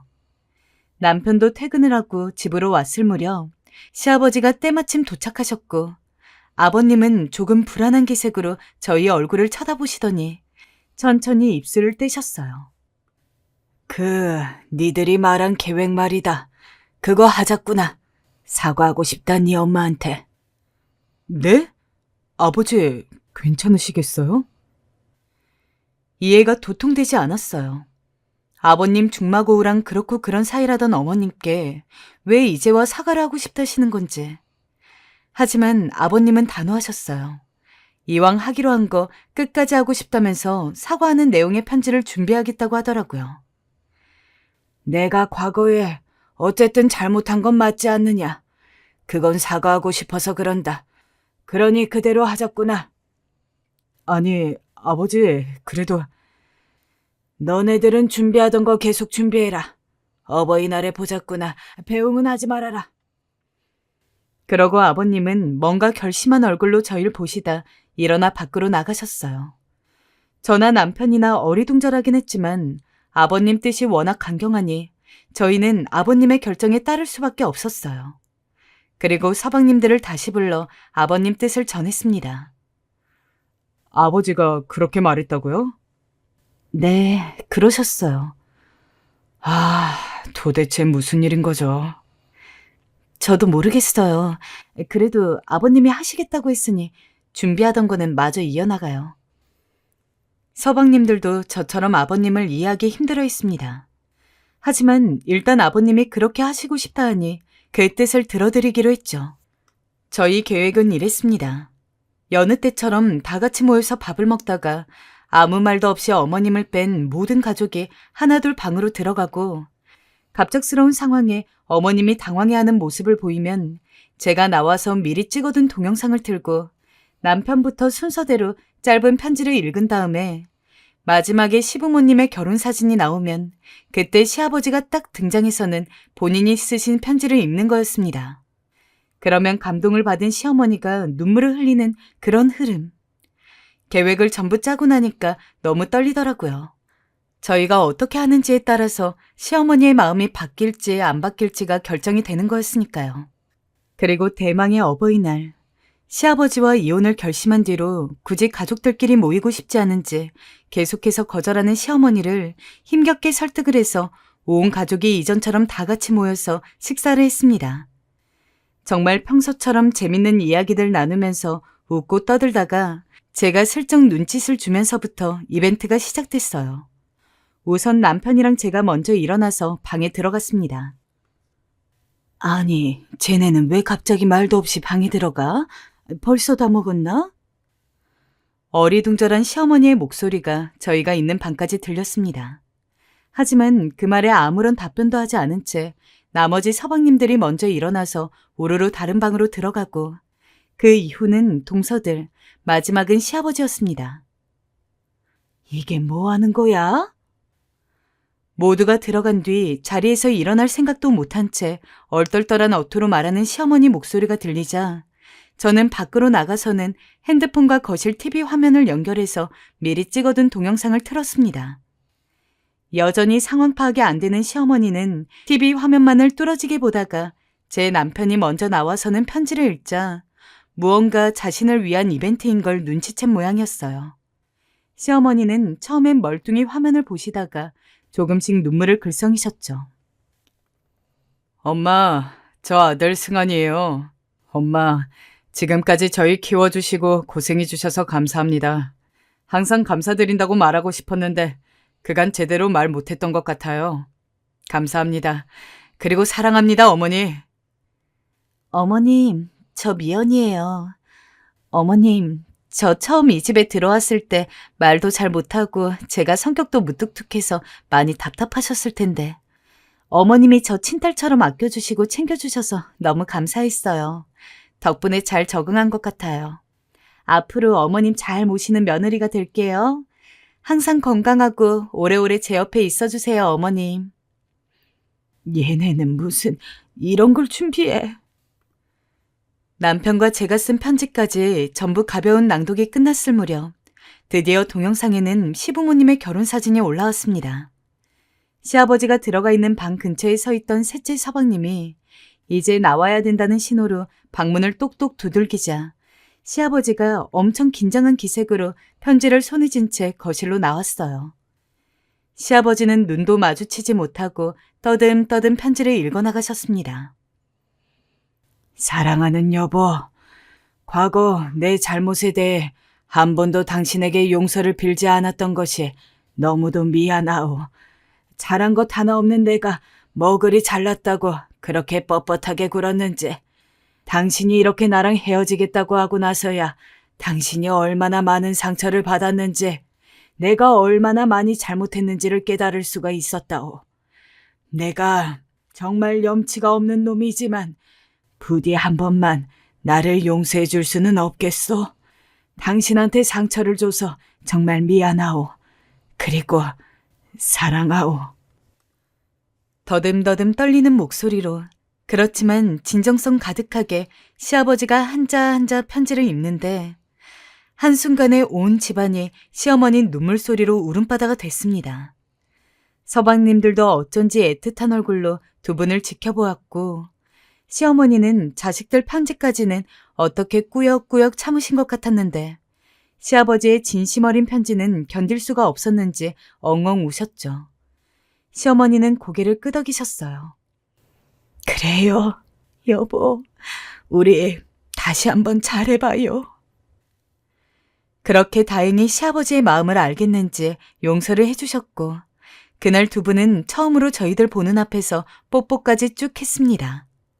그리고 시아버지는 그제야 저희를 불러 모아 머쓱한 표정으로 어머니가 중마고우와 바람피는 걸 보았던 그 이야기를 자세히 해주셨어요. 사실은 너희 만나 그 얘기라고 내가 중마고우를 만나 얘기를 들어봤다. 정말 내 아내랑 그렇고 그런 사이인지 말이야. 근데 모든 게 내 오해였더구나. 내가 그날 이 사람이 중마고우와 함께 호텔로 들어가는 걸 봤는데 말이야. 알고 보니 내 친구가 지 아내한테 이벤트인지 머시기를 준비한다고 호텔에서 뭐란 모양이야. 그걸 이 사람이 도와준 거고. 아내 말고 다른 옆편 애들도 도와준답시고 거기 갔더라고. 사진으로 다 확인했단다. 난 그것도 모르고 괜히 오해했지 뭐니. 참 놀라운 반전이죠. 저흰 그 이야기를 듣자마자 그럼 그렇지 하는 눈빛으로 어머니를 쳐다보았습니다. 시어머니는 한숨을 푹 쉬며 이 사람이 자기를 미행할 줄 꿈에도 몰랐다며 참으로 주책이라고 타박하셨습니다. 아니, 내가 그렇다고 당신 친구랑 그런 짓을 하겠어요? 안 해요, 나는. 미안해. 다 내 오해였어. 그리고 이 양반도 참, 그걸 그렇다고 애들한테 다 말하면 어째요? 잠깐이지만 애들이 날 뭐라 생각하겠어요? 시아버지는 시어머니의 구박에 다시 한번 사과를 하셨고 시어머니는 흘끗 시아버지를 째려보셨어요. 허나 다른 때보다 훨씬 살가운 타박이셨죠. 어쩐지 이제는 시어머니가 시아버지를 놀리는 느낌이셨어요. 아무튼 애들아, 너네가 걱정하는 일은 하나도 없었단다. 그럴 줄 알았어요, 어머니. 아버지, 어쨌든 너무 다행이에요. 두 분 이제 싸우지 말고 오래오래 행복하게 사세요. 또 이혼하신다 어쩐다 하시면 그땐 저희가 두 분 못 헤어지도록 꽁꽁 묶어놓을 거예요. 그래 알았다. 남편의 말을 끝으로 그날 저희 가족은 화기애애한 분위기 속에서 이벤트를 마무리할 수 있었어요. 나중에 시아버지께선 제가 이 이벤트를 생각하고 준비했던 걸 고마워하시면서 저를 불러 딸 같은 며느리 라고 용돈을 따로 챙겨주셨답니다. 우리 며느리 이쁘기도 하지. 고맙구나. 고마워. 아니에요, 아버님. 요즘은 별일 없으시죠? 그럼 어젠 네 시어머니가 나 좋아하는 순두부찌개를 한가득 해주었단다. 백화점에 가서 옷도 한 벌 해주고 얼마나 좋은지 몰라. 정말요? 어머님 짱이신데요? 다음에 저랑 같이 한번 가요, 아버님? 그래, 그러자꾸나. 아버님 얼굴도 어머님 얼굴도 그야말로 활짝 피셨습니다. 그 이후로 많은 시간이 지나지는 않았지만 지금 두 분은 제가 그동안 봐왔던 그 어느 때보다도 정말 사이가 좋아 보이세요. 동네에서 자칭 타칭 금술 좋은 부부가 되셨죠. 어딜 가든 두 분이 손을 꼭 잡고 다니시고 아버님이 다른 남자 보지 말라고 질투도 하시고 어머님은 팔불출이라 그러지 말라 하시고 얼마나 보기 좋은지 몰라요. 이벤트를 하기 전까지는 이게 성공할 수 있을지 걱정이 많았는데 잘 통해서 너무 다행인 것 같습니다. 무엇보다 우리 가족이 다시 한자리에 모여 오순도순 명절을 지낼 수 있어 좋습니다. 앞으로 두 분 두 번 다시 싸우지 않고 평생 이렇게 알콩달콩 백년해로 하셨으면 좋겠어요. 저희가 언제나 그 옆에 있어 드릴게요. 사랑합니다, 어머님, 아버님.